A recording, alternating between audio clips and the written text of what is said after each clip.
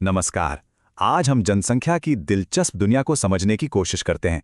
देखिए, यह सिर्फ आंकड़ों का खेल नहीं है, बल्कि हमारे इस ग्रह पर इंसानों की कहानी है। और इस कहानी को बेहतर ढंग से समझने के लिए हम भारत को एक केस स्टडी की तरह देखेंगे। तो पहला सवाल यही उठता है कि आखिर हम शुरू कहाँ से करें। असल में भूगोल का एक सबसे बुनियादी सवाल यही है, हम लोगों से ही क्यों शुरू करते हैं।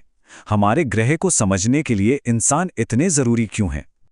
इसे कुछ इस तरह से सोच सकते हैं, ये धरती एक स्टेज की तरह है और हम सब इंसान इस पर कलाकार हैं। हमारे बिना ये पहाड़, नदियां और जंगल बस होते। ये तो हमारी मौजूदगी है जो इन्हें संसाधन बनाती है, या कोई रुकावट बनाती है, या फिर खूबसूरती का एक जरिया। तो जब हम भारत जैसे देश के बारे में बात करते हैं, जहां 1 अरब से भी ज्यादा लोग हैं, तो जाहिर है एक सवाल मन में आता है, इतने सारे लोगों का हिसाब आखिर रखा कैसे जाता है। तो इसका जवाब मिलता है जनगणना से।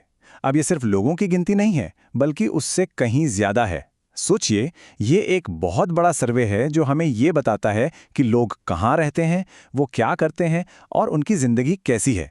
एक तरह से ये किसी भी देश के लिए एक डिटेल्ड हेल्थ चेकअप जैसा है। और भारत में जानकारी इकट्ठा करने का ये जो तरीका है, ये कोई नया नहीं है। पहली पूरी जनगणना 1881 में हुई थी और तब से लगातार हर 10 साल में ये होती आ रही है। और इसी वजह से हमारे पास एक अनोखी जानकारी है जिससे हम समय के साथ हुए बदलावों को देख सकते हैं। अच्छा, तो हमारे पास ये सारी जानकारी आ गई, लेकिन सिर्फ ये जानना कि कुल कितने लोग हैं, ये तो कहानी का बस एक हिस्सा है। असली समझ तो तब मिलती है जब हम ये देखते हैं कि ये लोग कहाँ और कैसे रह रहे हैं। साल 2011 में भारत की आबादी 1.21 अरब थी। ये संख्या इतनी बड़ी है कि इसे समझना भी मुश्किल है। मतलब, इस ग्रह पर रहने वाले हर 7 में से लगभग 1 व्यक्ति भारत में था। और ये बात तब और भी हैरान करती है जब हम ये देखते हैं कि दुनिया के लगभग 5 में से 1 व्यक्ति दुनिया की जमीन के सिर्फ एक छोटे से हिस्से में रहता है। यहीं से जनसंख्या घनत्व की बात सामने आती है। तो यहीं पर हमें जनसंख्या के आकार और जनसंख्या के घनत्व में फर्क करना जरूरी है। आकार का मतलब है कुल कितने लोग हैं, जबकि घनत्व का मतलब है कि वो कितने पास पास रह रहे हैं।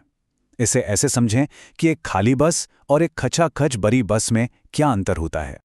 और भारत में ये फर्क तो वाकई कमाल का है। जरा सोचिए, एक तरफ है अरुणाचल प्रदेश, जहां हर वर्ग किलोमीटर में औसतन सिर्फ 17 लोग रहते हैं, मतलब बहुत सारी खुली जगह। और फिर दूसरी तरफ है बिहार, जहां उतनी ही जगह में 1100 से भी ज्यादा लोग रह रहे हैं। लेकिन एक बात साफ है, जनसंख्या कभी एक जैसी नहीं रहती, वो हमेशा बदलती रहती है। तो सवाल यह है कि इन बदलावों के पीछे क्या कारण है। असल में ये 3 बहुत सीधी सादी चीजों पर निर्भर करता है।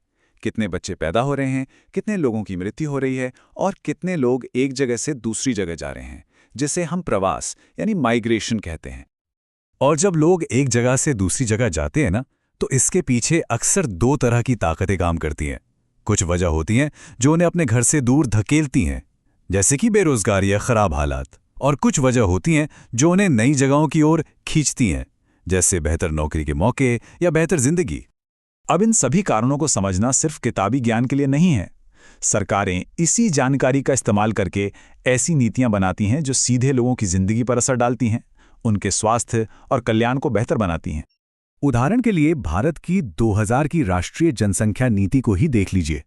इसका फोकस सिर्फ संख्या पर नहीं, बल्कि लोगों पर है।